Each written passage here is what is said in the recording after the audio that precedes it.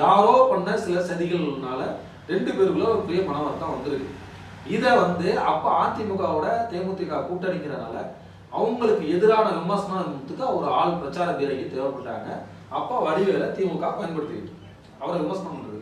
இவரும் மேடை கிடைச்ச துணிச்சல்லையும் பின்னாடி திமுக இருக்கிற தைரியத்திலையும் கேப்டனை கண்ணான்னு இவர் விமர்சனம் இருக்கு. நம்ம எத்தனையோ வீடியோ பார்த்தோம். கேப்டன்னா கப்பல் ஓட்டி இருக்கணும், தண்ணியில ஆரம்பிச்சு நிறைய விமர்சனங்கள், அது பேசக்கூடாது. ஆனால் அந்த சம்பவம் நடந்தப்பையும் சரி, அதுக்கு அப்புறமும் சரி, வடிவேலை பத்தி கேப்டன் ஒரு வார்த்தையோட பேசல. அதுதான் கேப்டனோட பெருந்தன்மை. இது பேசின பிறகுதானே வடிவேலுக்கு சினிமா வாய்ப்புல அவங்களோட. ஆமா, அது கேப்டன் யாருமே சொல்லல. இவரோட கேரக்டரை வச்சு விஜயகாந்த் பிடிச்சவங்களே யாருமே கூப்பிட விரும்பல. கேப்டன் போய் எந்த ப்ரொடியூசருக்கு ஃபோன் பண்ணி வடிவேல் வச்சு படம் பண்ண கூடாது, போக கூடாதுன்னுலாம் இவர் எதுவுமே பண்ணல. வடிவேலோட ஆட்டத்தை எல்லாரும் பார்த்துட்டு இருந்தாங்க. அவர் நல்லா பேசினாரா, ஓகே கேப்டனே நீ பேசுறியாப்பா, சரி அப்படின்னு சொல்லிட்டு பொறுத்தவரை போராடலாம் வாய் வைக்கிற மாதிரி ப்ரொடியூசர்ல எல்லாத்தையுமே சண்டை சண்டை சண்டைங்கிறது தான். அதாவது ஒரு விஷயம் என்னன்னாங்க, சில பேரோட போனோம் அப்படின்னா காசு பணம் பதவி அதிகாரம் வந்தோடனையும் நம்ம தான் உலகத்துலடா அப்படின்னு அவங்க நினைச்சுக்கிறது. அது ஒண்ணுமே இல்லாம போகும்போது தான் அப்புறம் தெரியும், ஐயோ நம்மளுக்காக கொடுக்கலையான்ட்டு. அது அந்த மாதிரி தான் எல்லாருக்குமே அது ஏற்கனவே தலைகணங்கிறது வந்துடும். ஆனா அந்த விஷயத்துல கேப்டனும் சும்மா சொல்லக்கூடாது. அவர் எவ்வளவு வளர்ந்தாலும் சரி, எத்தனை பொறுப்புகள் தேடி வந்தாலும் சரி, அந்த பொறுப்பு அப்படிங்கிற கணக்கெல்லாம் அவருக்கு இருந்ததே கிடையாது. கடைசி வரைக்கும் அவருக்கு உடல்நிலைங்கிற ஒரு விஷயம் மட்டும் சரியா இருந்திருந்தால் இன்னைக்கு தேமுதிகவோட நிலைமையே வேற, அதிகார மையமா இருந்திருக்கும். ஏன்னா 2 ஆளுமைகள் இல்லை தமிழ்நாட்டில், ஜெயலலிதா அம்மாவும் கலைஞர் ஐயாவும் இல்லை. இந்த 2 ஆளுமைகள் இல்லாதப்ப இவரோட உடல்நிலை சரியா இருந்துச்சுன்னா அடுத்த அதிகார மையமா அவர் வந்துருப்பார்.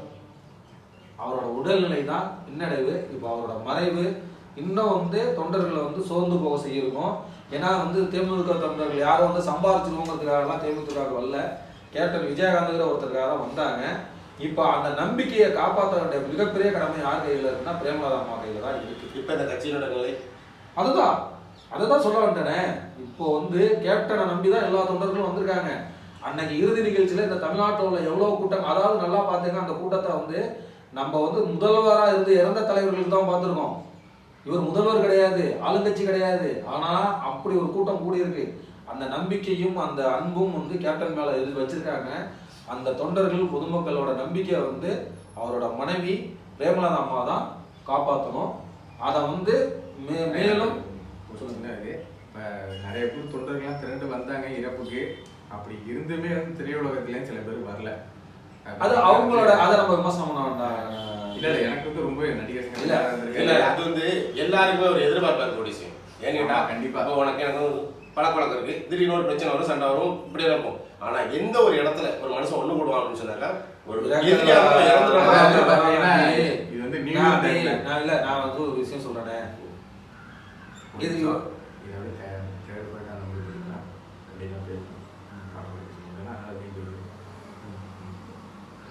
இப்போ வரல அப்படிங்கிற நம்ம அந்த பேரை குறிப்பிட வேண்டாம். இப்போ வடிவேலுக்கும் அவருக்கும் பிரச்சனை. நம்ம வடிவேலு வரலன்ற விமர்சனம் பண்றோம், வடிவேல் வந்துடுறாரு.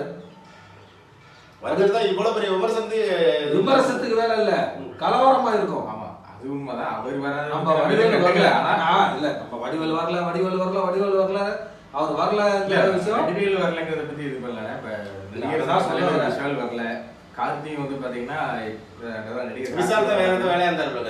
நியூ இயர் கொண்டாட போயிட்டாரு. அது யாரு கூட நம்மளுக்கு என்ன பண்ண முடியும்? இல்ல நடிகர் கார்த்தியுமே பாத்தீங்கன்னா லெட்டரா எழுதிதான் கொடுத்திருக்காரு தவிர வருந்துகிறோம்னு அது ஒரு வீடியோவா இல்ல. சில பல நடிகர்கள் எல்லாம் பாத்தீங்கன்னா நாங்க துபாயில இருக்கோம், அமெரிக்கால இருக்கோம், அங்க இருக்கோம். நான் ஒண்ணும் இல்ல, இவங்க எல்லாம் நடிகர் லட்ச கோடிகளை சம்பாதிக்கிறாங்க. ஒரு எமர்ஜென்சி டிக்கெட் போட்டு வந்தா ஒரு 1 லட்ச ரூபாய் செலவாகுமா, 1.5 லட்ச ரூபாய் செலவாகுமா? ஆனா ஒரு சாமானியன் கவுகாத்தில இருந்து எமர்ஜென்சி டிக்கெட் போட்டு 20,000 ரூபாய் டிக்கெட் அவரோட ஒரு மாசம் செலவா இருக்கும். அது அவர் எமர்ஜென்சி டிக்கெட்டை காட்டுறது பாருங்க, இப்பதான் இறங்குறேன், இதுக்காக தாங்க வந்தேன் அப்படிங்கிறாரு. அதான் சொல்றேனே, அவங்க எல்லாம் நடிக்க தெரிஞ்சவங்கப்பா. அவங்க விஷயத்துல கரெக்டா தான் இருப்பாங்க. ஆனா கேப்டன் இதே கேப்டன் அந்த இடத்துல இருந்தா வந்திருப்பாரு. இவரு நம்ம ஐயா சிவாஜி கணேசன் ஐயா இறப்புக்கெல்லாம் முன்னாடி நின்று எவ்வளவு இவர் சொல்றாரு, அவரோட மூத்த பையன் ராம்குமார் சொல்றாரு, அவர் வந்து 2-3 நாள் வந்து அவர் தான் எங்களுக்கு உறுதுணையாக இருந்தார். எல்லாத்தையும் அவர் தான் பார்த்துக்கிட்டாரு. அடக்கம் பண்ணி ஒத்தாளா நின்று அந்த கூட்டத்தை விரட்டுவார். கூட்டம் கட்டுப்பட்டுச்சு கேப்டன்கிற ஒரு ஆளுக்காக. அதனால நம்ம அவங்க அதாவது வரலங்கிறவங்களோட பெருந்தன்மையை நம்ம அவ்வளோதான் தெரிஞ்சுக்கணும். அவங்க அப்படிதான், அவங்க நடிகர் தான், காசுக்காக என்ன வேணாலும் பண்ணுவாங்க, எப்படி வேணாலும் நடிப்பாங்க. இன்னும் சொல்ல போனால் கொக்கோகோலா கம்பெனி வந்து 1 கோடி ரூபா தரேன்னா கிட்டத்தட்ட 25-30 வருஷத்துக்கு முன்னாடி. அப்போ ஒரே வார்த்தை சொல்லிட்டேன், நான் 1 கோடி ரூபா வாங்கி நடிச்சிருவேன், நான் நடித்தா என் ரசிகர்களும் மக்கள் வாங்குவாங்க. ஆனால் தமிழகத்தில் உள்ள சிறு குறு கம்பெனிகள் பாதிக்கும். எனக்கு தமிழனோட நன்மை தான் வேணும்னு சொல்லிட்டு அந்த பணத்தை வாங்கலை, நடிக்கவும் இல்லை. அவன் 1 கோடி ரூபாங்கிறத இவர் டிமாண்ட் பண்ணியிருந்தா 2 ஆயிருக்கலாம், 5 கோடி ரூபா ஆயிருக்கலாம். அவனுக்கு காசு பெரிய விஷயமே இல்லை கொக்கோகோலா கம்பெனிக்கு. ஆனால் அன்னைக்கு வேணாம்னு தூக்கி போட்டார், என் மக்களோட நலன் தான் வேணும்ட்டு. தூக்கப்பட்டதை மற்ற நடிகர்கள் வாங்கி. ஆமா ஆமா. ஆனா வந்து அதான் சொல்றேன், அந்த மாதிரி பொது நலன் மற்றவங்க நலனை நினைச்சவர் அவரு. வராதவங்களை பத்தி நம்ம ஏன் சொல்லிட்டு அவங்க சூழ்நிலை என்னவோன்னு சொல்லிட்டு நம்ம பெருந்தன்மையா போய்க்கணும். அவங்கள விமர்சனம் பண்ணி அவங்க இதுக்கு நம்ம வந்து இறக்க கூடாது. நம்மளும் நார்மலா பார்த்தோம்னா நம்மளோட நிலைக்கே மனசு ஏத்துக்கலையா, ஒரு ஃபீல் ஆகுதுல்ல நமக்கு, நமக்கெல்லாம் இப்போ வாய்ப்பு கிடைக்கலைங்கிற மாதிரியான ஃபீல். நடிகருங்கும் போது பொது வெளியே வந்துட்டான், அதை பத்தி நம்ம பேசிதான் ஆகணும் அப்படிங்கிறதான் இந்த இல்லை. அது உண்மைதான், வரணும்னு நினைச்சதுதான் வந்துருக்கலாம். ஏன் மற்ற நடிகர்களோட அதிகமான விமர்சனத்துக்கு நம்ம வடிவேல் வர்றாரு அப்படின்னு சொன்னாங்க. வடிவேல் வந்து பெரிய லெவலில் எதிர்ப்பு சம்பாதிச்சவர், அதனாலதான் அவர் வந்து விமர்சனத்துக்கு அதிகமா பாடமும் அதே இதுல தான் இருக்காரு. வந்தா என்ன இல்ல அது 2 அவரு வந்து இன்ன வரைக்கும் கேப்டன் வந்து இவரை பத்தி பேசவே இவர் விமர்சனம் பண்ணாரு. அதுக்கப்புறம் வந்து அவர் விஜயனை பத்தி இவர் விமர்சனம் பண்ணல.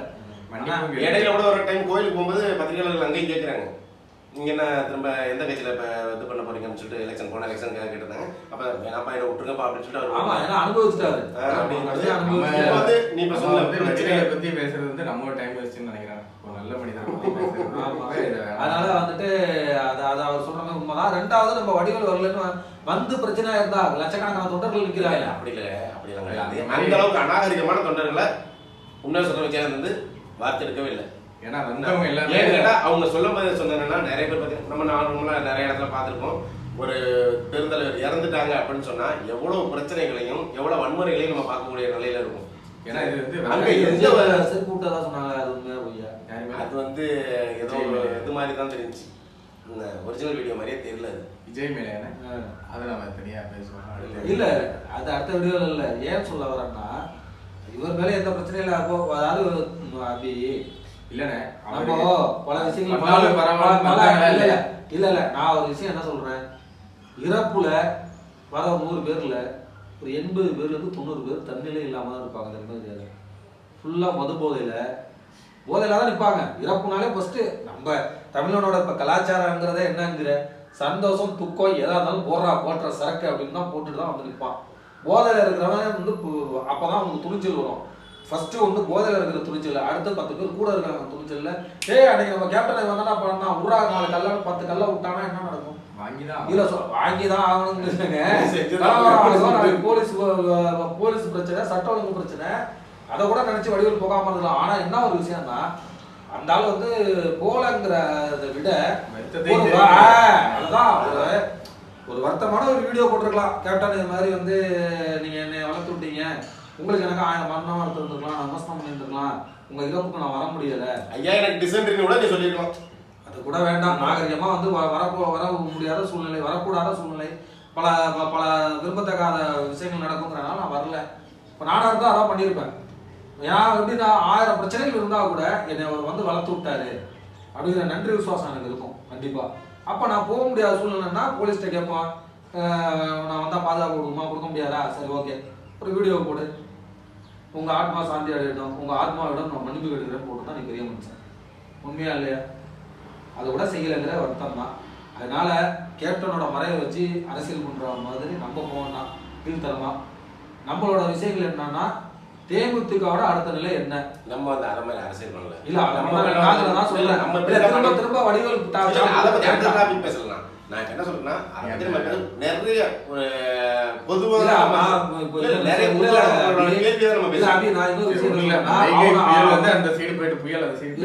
அதான் சொல்றேன். ஏன் இவனோட இறப்புக்கு அவங்க இவங்க ஒட்டுமொத்த தமிழ்நாடாக நின்றுச்சு. அதை விட வேற என்ன வேணும்? எவன் வரணும்? காசுக்காக வந்து நடிக்கிறவன் எவனும் வர வேண்டாம் கேப்டனுக்கு. உண்மை தொண்டனும் உண்மை மக்கள் அவ்வளவு பேரை 2 பக்கமும் நின்று பூவை தூவுறாங்க, பூவை வாங்கி வச்சு தூவுறாங்க.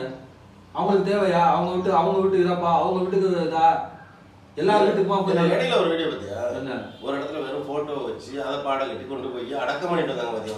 அதுதான், அதெல்லாம் அவங்களோட அன்பு, ஒவ்வொரு பாசம். என்ன ஒவ்வொருத்தர் வீட்டுக்குமா தனித்தனியா போய் கேப்டன் பண்ணாரு, அவர் மேல உள்ள ஒரு பாசம். ஆனா உண்மையான ஒட்டுமொத்த தமிழகமும் அழுதுச்சு. ஒட்டுமொத்த அவர் சொல்ற ரமணா படத்துல வந்த டைலாக் தான், உனக்காக ஒரு நாடே அழுதியா, நீ நல்ல தலைவன், நல்ல தலைவன் அவரு. ஓகேவா? அவர் இருந்த வரைக்கும் பயன்படுத்தினவனா, வரலன்னா அவனா நன்றி கேட்டவன். அதை பத்தி நம்ம பேசணும். ஓகேவா? இனிமே தேமுதிக ஓட நிலைமை பிரேமலதா விஜயகாந்த் அவங்க கையில தான் இருக்கு. கொஸ்டின் மார்க்ல இருக்கு. ஆமா, அதை இதுக்கு மேல வளர்த்தெடுத்து போறதோ, ஏன்னா இனிமே முழு அதிகாரமையும் அவங்க தான். வளர்த்தெடுத்து வேலை கொண்டு போறதும் பின்னோக்கி போறதும் அவங்க கையில தான் இருக்கு.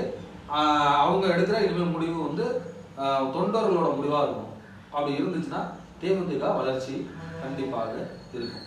இது என்னோட கருத்து. அப்புறம் இத்துடன் இந்நிகழ்ச்சி நிறைவு பெறுகிறது.